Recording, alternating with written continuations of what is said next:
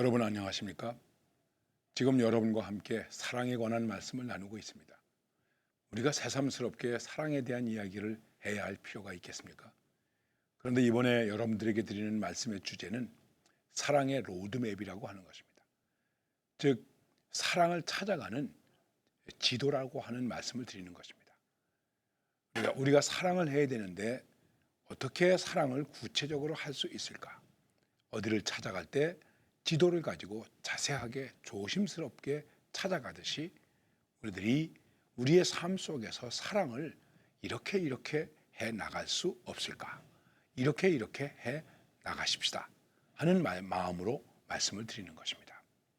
그리고 이 핵심은 고린도전서 13장을 중심으로 해서 말씀을 드리는 것입니다.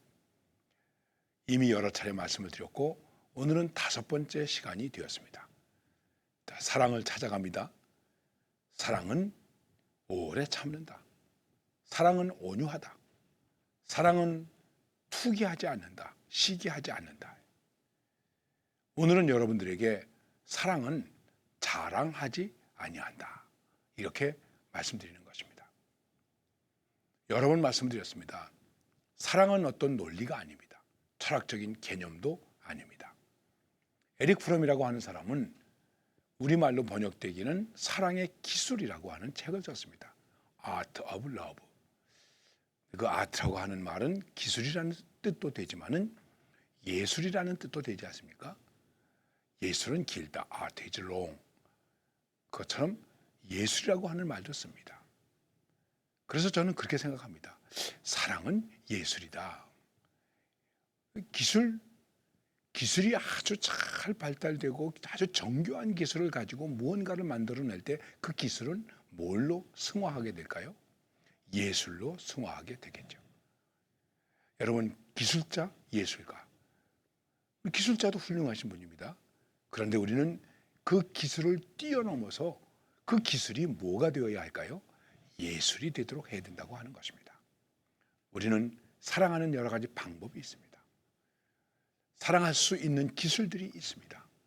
그런데 그것이 그냥 어떤 기교적인 것이 아니라 기술적인 것이 아니라 흔히 말하는 테크닉이 아니라 정말 우아하고 아름답고 따뜻하고 보기에 좋은 그런 예술이 될 수 없을까? 향기가 나는 예술이 될 수는 없을까? 하는 것입니다.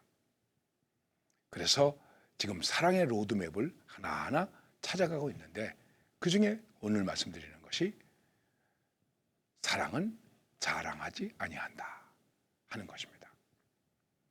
여러분, 자랑 많이 하죠? 저도 자랑 많이 합니다. 자식 자랑 많이 하죠? 우리가 가지고 있는 것 자랑 많이 하죠? 자랑하는 게 뭐 그렇게 잘못된 것이겠습니까? 어느 정도 자랑을 하면서 살아가야 됩니다. 자, 친구들끼리 모여서 요즘에 손주 자랑을 하면 10만 원을 내야 된답니다. 그래도 손주 자랑하면 할 때 10만 원 내고 기분 좋게 손주 자랑을 한다고 그럽니다. 얼마나 손주가 귀엽고 사랑스러우면 10만 원을 내면서까지 손주 자랑을 하겠습니까? 나쁜 일이겠습니까? 나쁜 일 아니죠.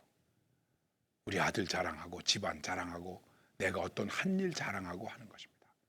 그런데 왜 자랑하지 아니하고 하는 것을 말씀하고 있는 것일까?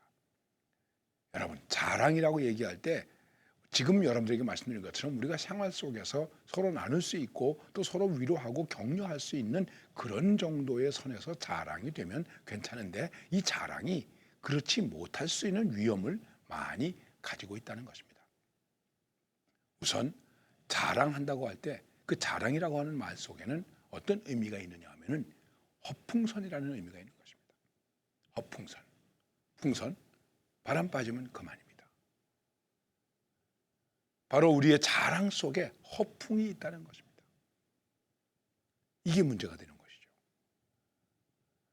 허풍을 가지고 자랑합니다. 더군다나 사랑을 한다고 하면서 허풍을 가지고 자랑하면 되겠습니까? 뉴스에서 제가 봤습니다.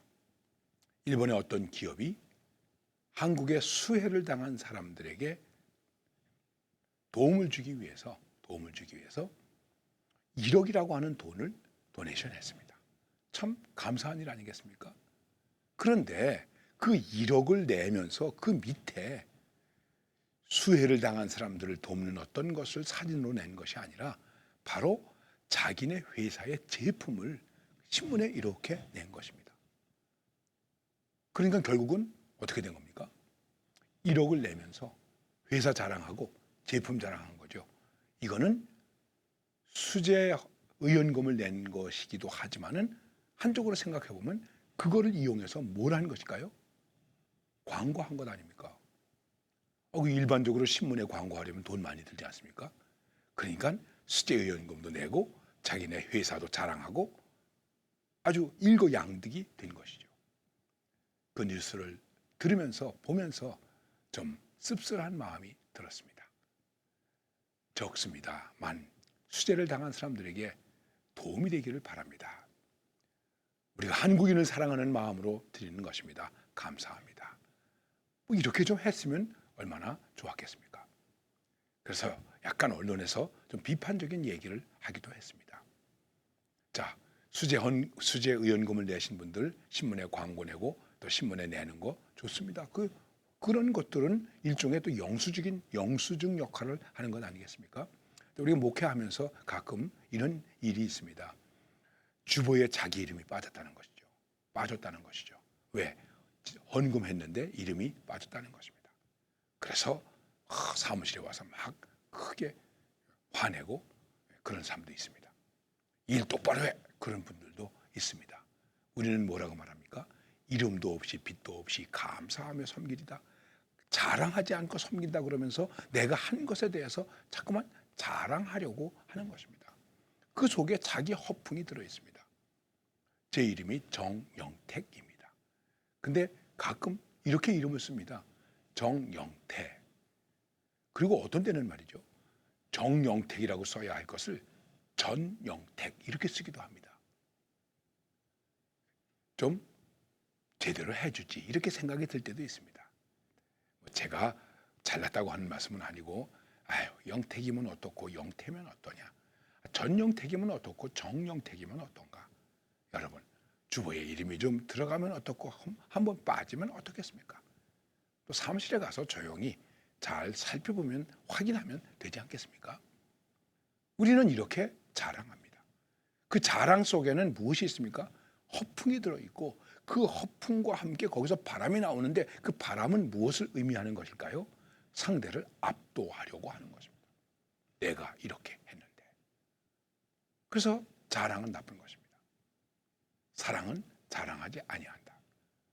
사랑은 자랑하지 아니한다고 했을 때에 그 속에서 우리가 생각해야 할 진정한 말씀의 교훈이 무엇이겠습니까? 우리는 이것을 좀 깊이 생각해 보아야 됩니다. 그것은 정말 하나님께서 우리를 사랑하셨는데, 주님이 우리를 사랑하셨는데, 주님은 그 사랑 속에 어떤 자랑도 잊지 않았다는 것입니다.